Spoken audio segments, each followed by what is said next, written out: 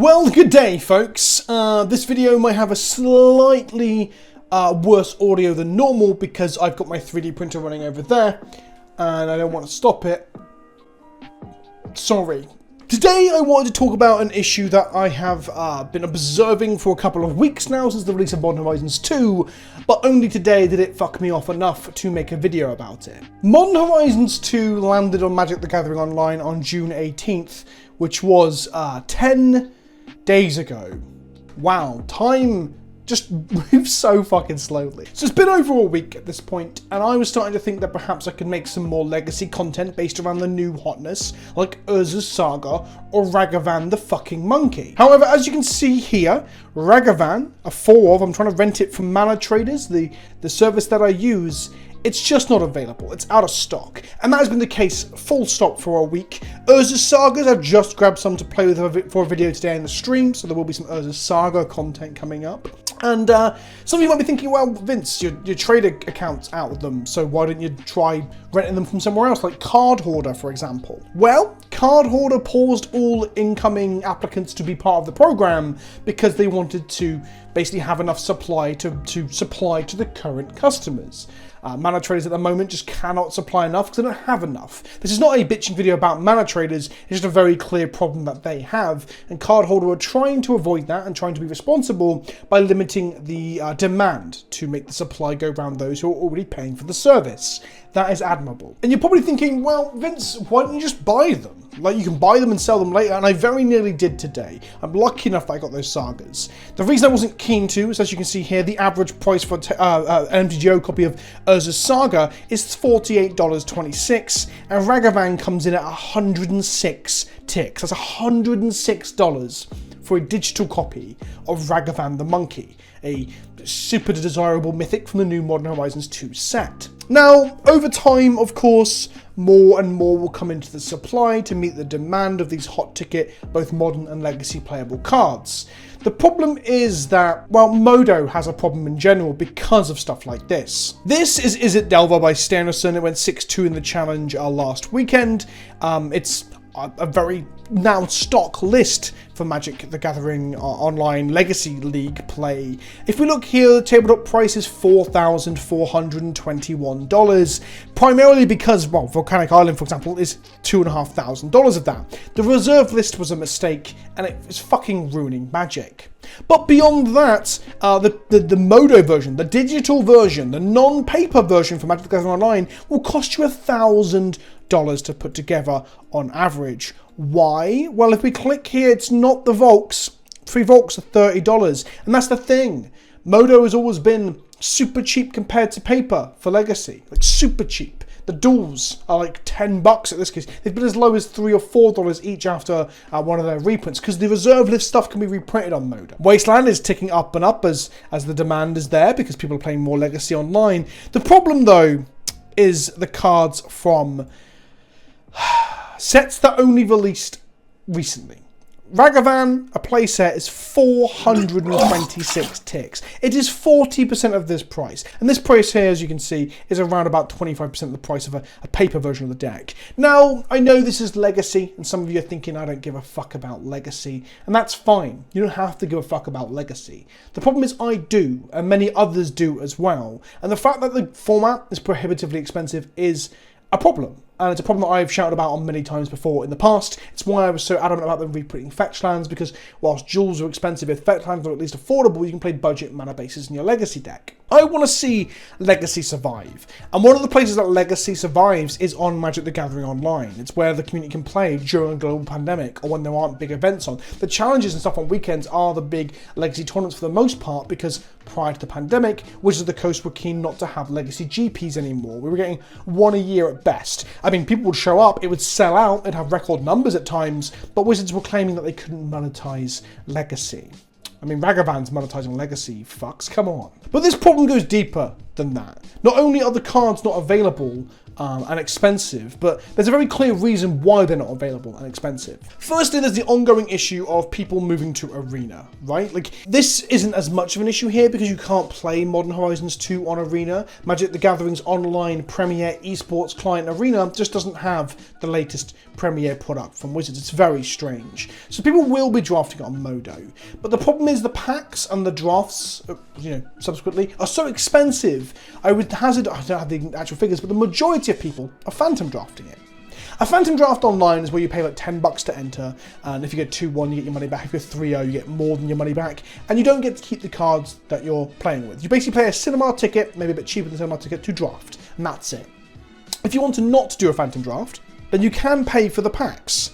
And if we look here, under the limited queues, we've got Modern Horizons Phantom Draft League, like I said, 10 tickets, that's $10. Or we have $25, or 3 packs of Modern Horizons and $4 to enter.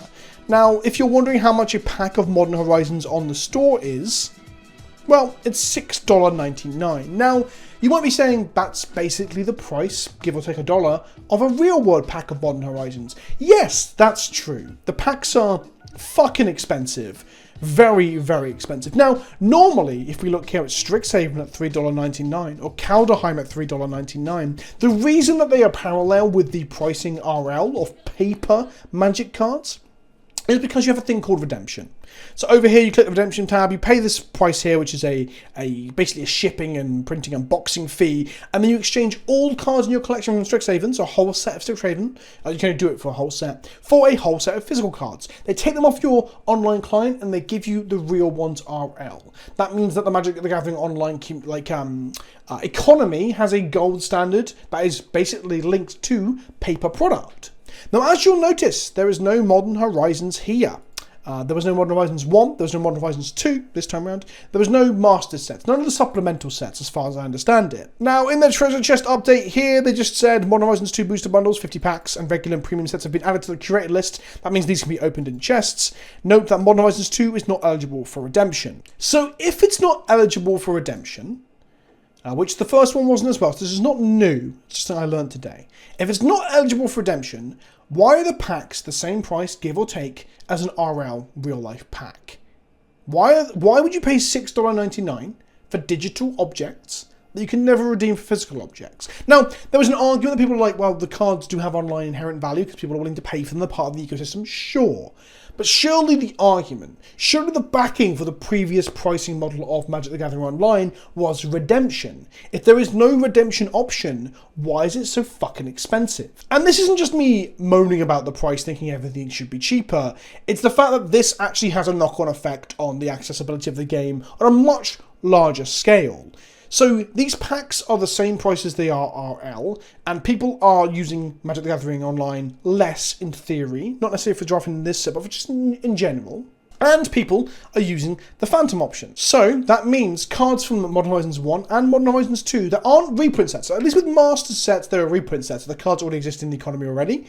But these cards that are unique to this start to demand huge fucking price tags. Here I have the Modern Horizons 2 cards sorted by the tabletop average price that Goldfish grabs, and then we have the Modo price. So Ragavan is currently $80 in paper, $100 online. Golden Tarns, a lot dearer in paper, cheaper online. This is good. This makes formats accessible.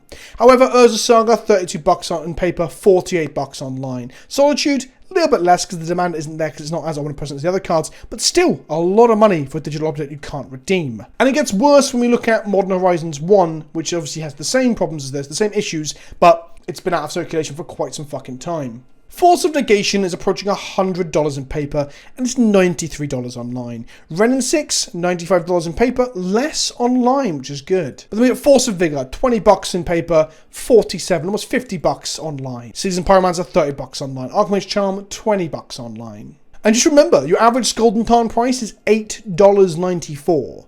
Like, 1/5 of the paper price. Because they've got multiple printings and it's brought them down. So where does this leave us? What am I really getting at? So the price of cards from the Horizon sets are expensive RL, and they're even more expensive for the most part, especially for the staples, on Modo.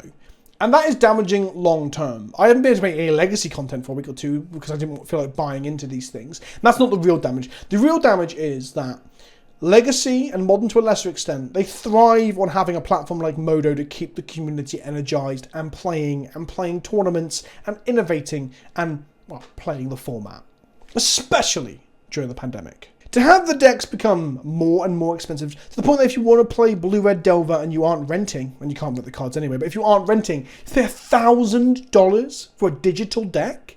Like, I know that we will have bad habits around Magic that we've normalized, thanks to our friends at events and things, right? We've been, I guess someone said on Twitter today, gaslit into thinking this is okay, but that's not fucking okay. $1,000 for a digital deck. I mean, you can sell back out, so you're not just like losing it all like you are in Arena. So it's in a better situation than Arena. But this is going to make Legacy inaccessible in digital as much as it is in paper. And that's going to damage the format long term. And if this carries on, where cards from supplemental sets just aren't accessible, they can't be rented, and rental services I thought were the positive boon to Magic Online, to getting people into it, where is Magic Online going to go? Will people just stop playing these formats they can't buy the decks into? And then those formats will dwindle. Like, Vintage is a good example of this right now, right? People can't get Vintage games on Modo. It's not just the price with Vintage. No, okay, they can get games. The problem is that when I queue for it's 5, 10, 15, sometimes 20 to 25 minutes for a match in my time zone. So I just don't play Vintage. And it's dying out on Modo as well. I don't want to see Legacy and Modern go that route. And with Wizards like backing down from organised play in general, and then the Modo prices going up this badly because Modern Horizons, these sets are meant to give new cards and new archetypes, new blood to allow new players to get into the format. But if like a playset of Ragavans is $400 for a digital object you can't trade for real world cardboard, I mean the real world cardboard should be that much anyway, like that's not going to incentivize anyone to fucking invest in an older format, is it? So I just thought I'd bring this to the attention of my viewers and see what people think. Am I just like sat here scratching my head and being angry at nothing? Is this just the norm? Should I be okay with this? I don't think so. I think Wizards could do a lot better to manage the online client of Magic the Gathering Online. It already has a barrier of entry, right? People don't want to play it because it looks like shit. It looks like MS-DOS took a diarrhea dump in your living room. That is not something that is engaging or enticing to new players. Couple that with a prohibitively expensive like deck list and stuff in Modern and Legacy, and those formats are going to see no play on Modo. Fucking sucks. I've been Vince, also known as PleasantKenobi on the internet. I'm forever bitching about the price of cardboard, and in this case, digital cardboard. Maybe part of it's consumer advocacy, but part of it is also like Wizards don't let this rot. This is the sort of thing that could really damage the client in the long term. Even if you're making money now, people will eventually sell out and not come back. People will eventually stop paying into your drafts, especially if your client is complete fucking dog shit. Let me know what you think in the comment section below. Let me know if you think I'm being too overbearing. Let me know if the printer was way too loud during this audio. I did mic test it and it sounded okay. Let me know in the comment section below. I've been Vince. I'll speak to you all soon with some gameplay. I'm streaming some Legacy later on today. There'll be some Warhammer Wednesday this week. I'll see you all soon. Ta-ta for now.